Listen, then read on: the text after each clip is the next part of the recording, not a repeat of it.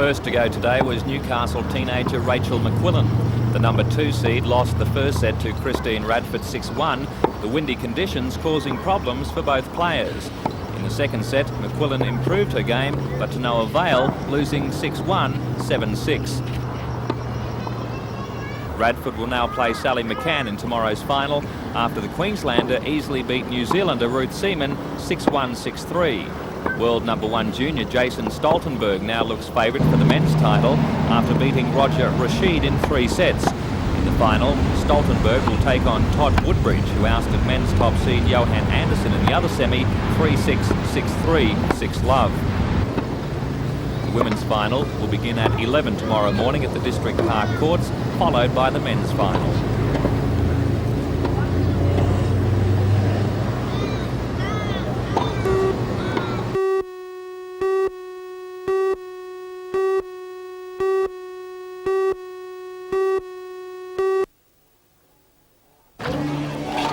It was all the fun of the fair at Holmesville today. Besides the soaring championships, there was live country music, stalls of all types, and plenty of wood chopping. One of the warm-up events was the tree felling. Favourite to win was Stephen Yarnold of Narara, who was handicapped 50 seconds. Said to be one of the best young tree fellers around, the 24-year-old proved too good for his opponents. That little log there. Come 50 behind.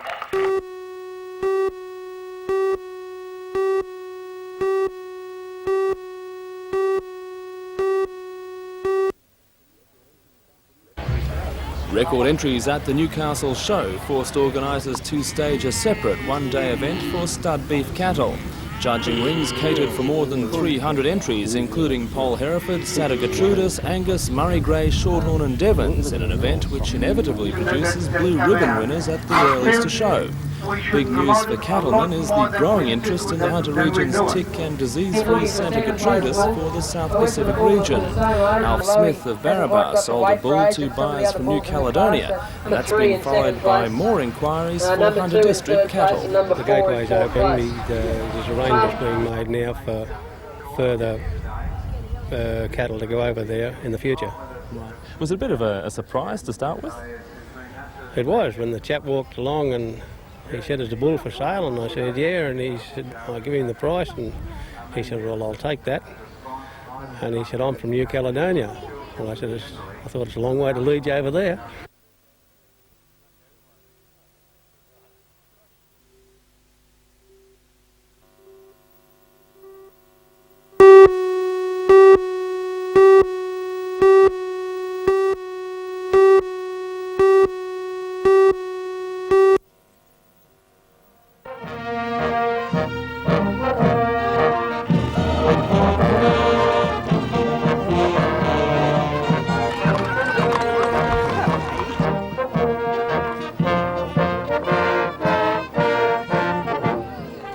Hundreds of people lined the streets of Morisset this morning for the parade.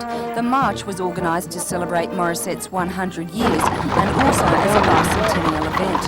The floats reflected the industries, businesses and community groups in the area, and there certainly is great diversity, from local motorcycle riders to brownies, guides and scouts, and a display by Sanitarium at Coorambong. It seemed everyone joined in.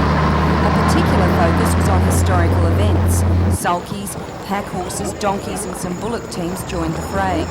The parade is the first event in a month of celebrations. Others will include a bush race, a bowls carnival and a combined churches ecumenical service at Morisset Showground next Sunday.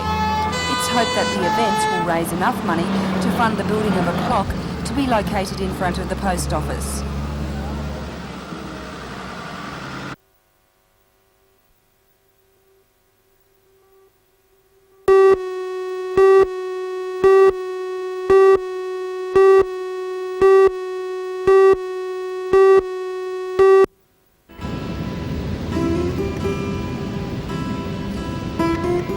The World Kiting Festival was held today in Launceston.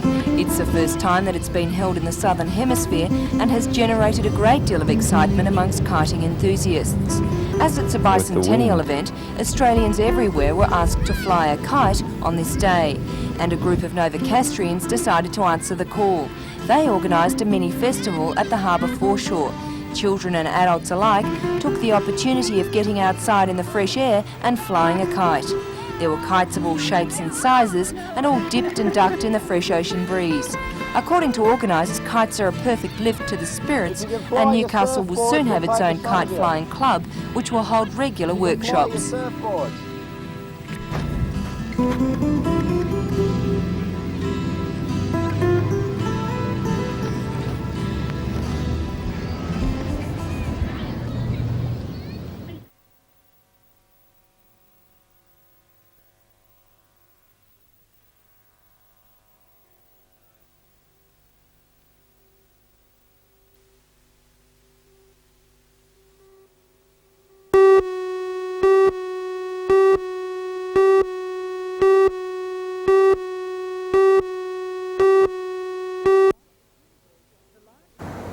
The large convoy gathered in the Rocks area for the protest drive to Parliament House. Mostly members of recreational four-wheel drive clubs, the protesters claim they're being shut out of national parks. Accusing the government of giving more rights to conservationists than to them, the drivers say the government will feel a strong backlash in the election.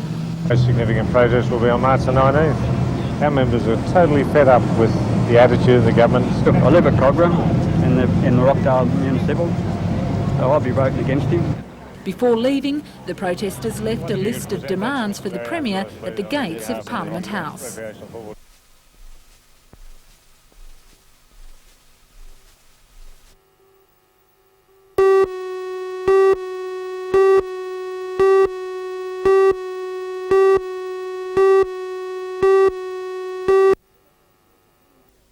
It's been suggested the State Rail Authority move from its central Newcastle site to enable a Darling Harbour type development to go ahead, possibly with a monorail to replace the existing line which runs into the city. The proposal to move the State Rail Authority from the Honeysuckle goods yards was made last Friday by the ALP candidate for Newcastle, Dennis Nicholls, during the launch of his Industry and Jobs Plan. Alderman Nicholls says the completed project could create thousands of jobs, but the traditionally Labour-oriented Australian Railways Union is shocked by the Alderman's plans.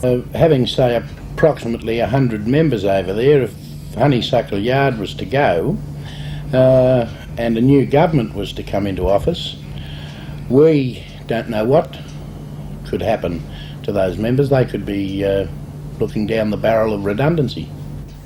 He also says State Rail has indicated it has nowhere else to locate its track-fast and container business, and says if Nick Greiner became Premier, New South Wales would be like Russia. Having read the Greiner report over the weekend on industrial relations and transport in New South Wales, I would say yes, it would be very much like Russia. But if you're saying he's supporting privatisation, that's not very like Russia, is it? Well, maybe not, no. Mr Conway says ARU members support Labor 100%, but they're unhappy with Alderman Nicholls' plans. What irks us as a trade union is when there is no prior consultation and you just turn the news on one night onto Channel 3 and you find all these wonderful proposals being put up by members sitting for Parliament, and nobody knows nothing about them, only those members. Mr Conway says he's received many phone calls from concerned ARU members and believes the issue will affect Alderman Nicholls' chances in the forthcoming election. Making statements like this where it will affect rail workers, yes, I do. Mr Conway says members of the Newcastle sub-branch of the ARU have resolved to oppose any movement or sale of the Honeysuckle site. He says there will be numerous meetings and the ARU will fight the proposal according to rank and file wishes.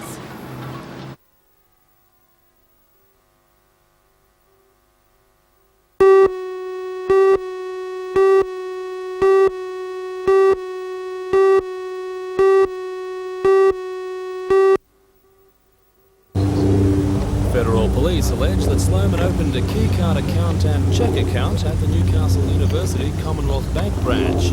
Somehow, the bank inadvertently gave Sloman's cheque account an identical number to that operated by the Newcastle University Student Union. It's alleged that Sloman set about transferring the union's cheque account funds to his Keycard account. On one occasion, on March the 2nd, police allege Sloman transferred $500,000 into his Keycard account just by pressing the right buttons. All told, $592,000 was transferred from the shared cheque account to his Keycard. When federal police searched Sloman's Lindsay Street home on Friday, they discovered that only a few $1,000s had been withdrawn from the account, some allegedly spent on goods which were also recovered. Sloman appeared in Newcastle court this morning to face 5 more charges in relation to the fund transfers. His bail conditions have been continued until he reappears on the 11th of April.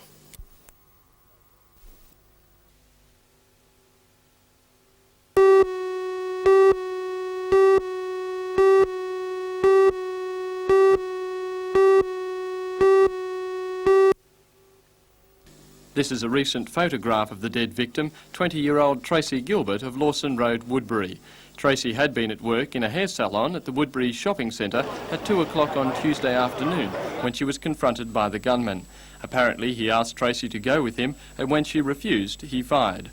Immediately after wounding her in the head, the 27-year-old Charlestown man ignored police warnings to stop and continued to run to a car parked nearby where he shot himself. The family of the dead girl confirmed that Tracy had been harassed on several occasions since breaking off a relationship with the man. Police are still waiting to interview him, but won't be able to until doctors monitoring his condition give their approval.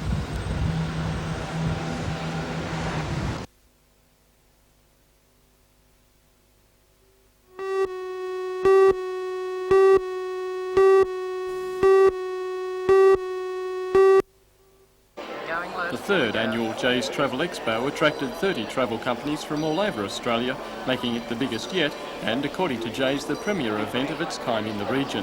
Several thousand potential holiday makers took advantage of the show, which Jay's travel manager Lindsay Gailey says has much to offer. Well, the main advantage here for potential clients are that they can discuss with the operators themselves the advantages of touring within that company.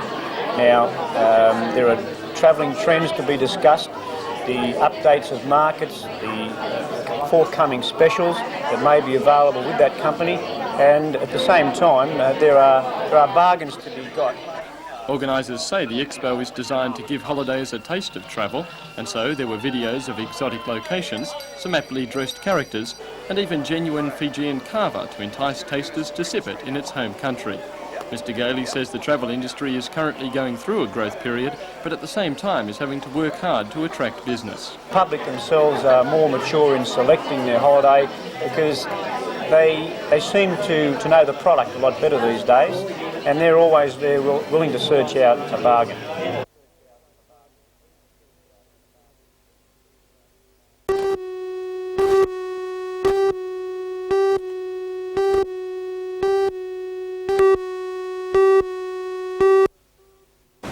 Although work on the $60 million Westlake sewage scheme will not commence for at least a year, it has already evoked a strong response from many groups, among them residents of the area between Swansea Heads and Catherine Hill Bay.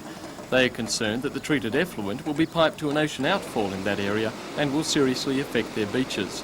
However, the Public Works Department, which is conducting research into the scheme for the Hunter District Water Board, has not said which site, if any, is the preferred option.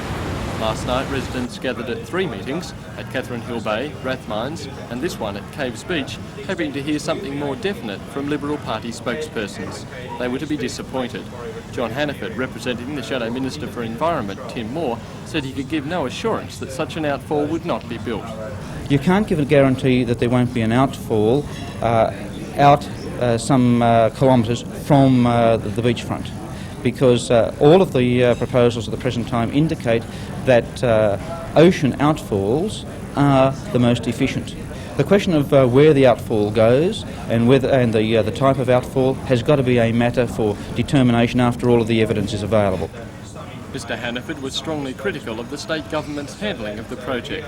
He said a Liberal government would establish an independent commission to oversee decisions, ending what he called Labor's secretive approach. Most of the reports that are being prepared in relation to this are being kept secret. The people don't know what is proposed and what is going to be the final decision. We take the view that government must be open and must be accountable to the people. We will ensure that all of the reports that are available are made publicly available. Last night, Mr Hannaford also announced a Liberal government, if elected, would create a single governing authority for Lake Macquarie. He says the authority would be made up of council aldermen, representatives from the relevant government authorities and delegates from community groups. The body would have authority over problems such as pollution in the lake and the state of the lake entrance at Swansea Heads.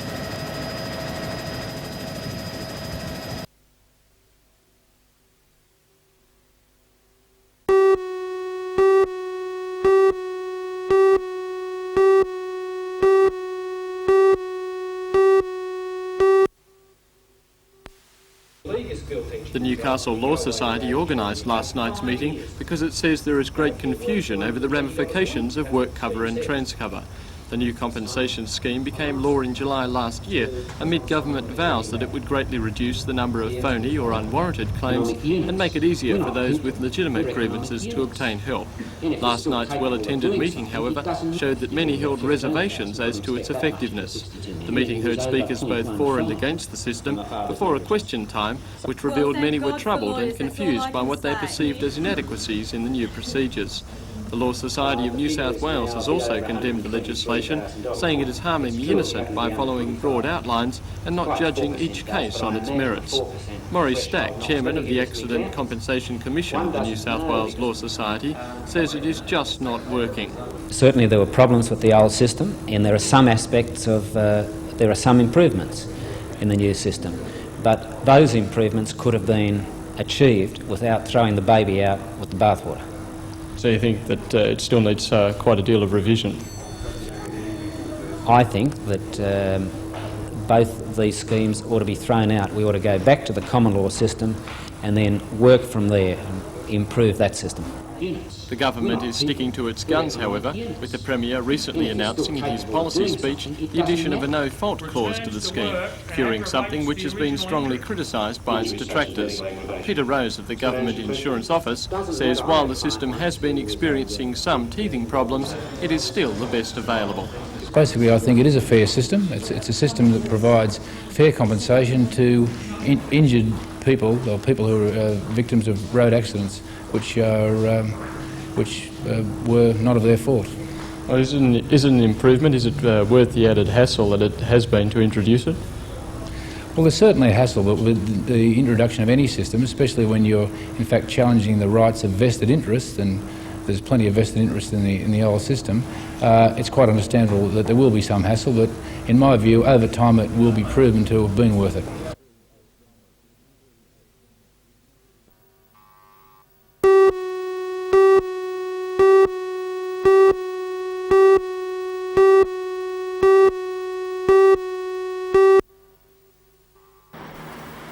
Was it a bird?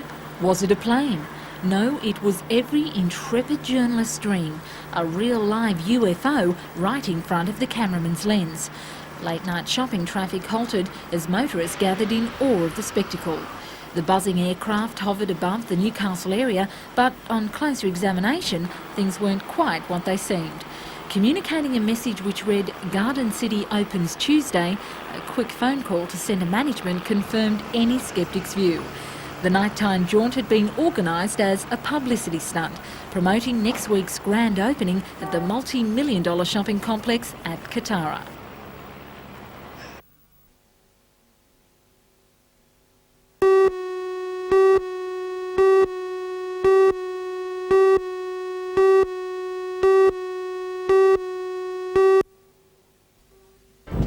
Good afternoon, I'm Belinda Borissow. Tonight I'll bring you a report on how police carry out aerial surveillance on the highways to catch speeding motorists and plans to install extra grids in the Hunter region.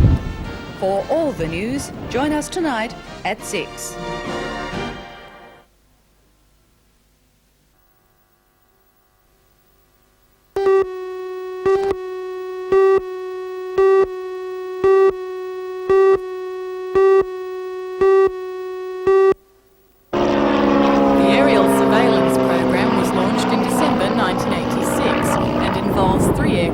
visiting 57 grids at random throughout the state.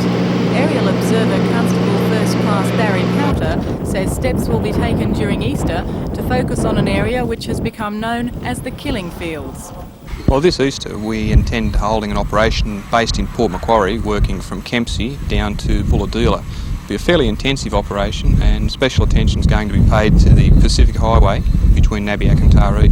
Why is that? Well, that stretch of road has a fairly bad fatality record, especially in holiday seasons, and this time we're going to see if we can use the aircraft for the first time to detect offences other than speeding. Although not as effective as ground radar systems for catching speeding motorists, Constable Powter says the aerial surveillance program is an effective deterrent to stop people speeding. Travelling around 600 metres above the ground, the single-engine Cessna 206 inconspicuously hovers over the highway. On board is a pilot and an aerial observer. Using a portable computer, the observer times a car suspected of speeding as it travels between white lines marked on the road. The computer then records the time and distance and calculates the average speed. Once it's determined a motorist is speeding, the air crew radios down to the stop car on the highway. The ground crew is given a description of the offending driver's speed, time of offence and vehicle. The ground car then pulls the driver over and issues a ticket. As an aerial observer, Constable Powter says he's seen motorists travelling more than 200 kilometres an hour in a 100 zone.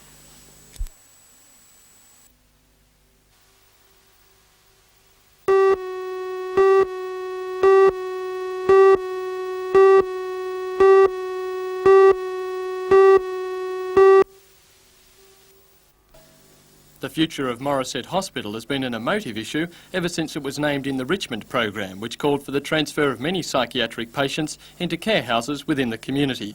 Under the plan, more than 300 patients currently in Morisset will be moved out and the facility used as a 60-bed hospital for especially needy cases. That plan has been harshly criticised, both by medical workers at the hospital and residents of Morisset, who are afraid the scaling down will seriously affect their local economy. The Liberal Party has also firmly established the closure as an election issue for the area, vowing not only to keep Morisset open, but also expand it if elected. Now the New South Wales Labor Council, the state branch of the ACTU, has entered the debate, saying the Richmond program will work. David Weatherall, Northern Industrial Officer, is adamant that the council is not supporting any party, but working for the good of the majority of members of the 15 unions involved. I accept people have the right to not agree. I accept that, and that's part of a democracy. But I think in the long term it is essential that people understand that the patients are going to be better off, the employees are going to be better off. And I think they're the two important things. According to Mr Weatherall, the Labor Council has also been able to secure further assurances from the government to ease the plight of employees of the hospital who will have to be relocated. One of the yardsticks is going to be how far they have to travel to work. My concern is that any increase in day-to-day living costs of the employees, by virtue of the New Start program, have got to be kept to an absolute minimum.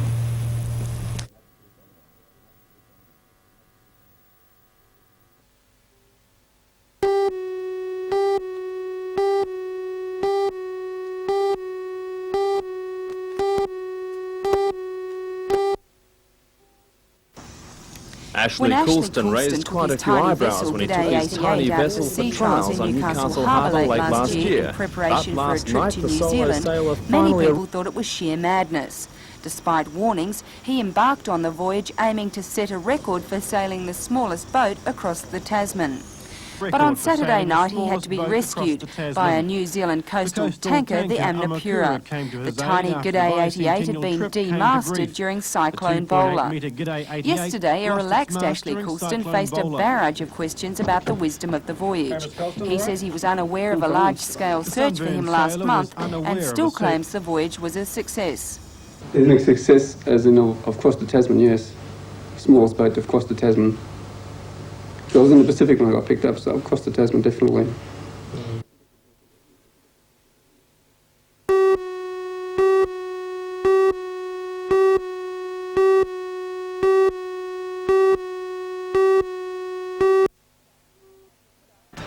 Good afternoon, I'm Belinda Borissow. Tonight I'll bring you a report on a new recreation area that's been established at Eraring. Elcom has funded the $77,000 project, and the park is expected to prove especially popular with fishermen. For all the news, join us tonight at 6.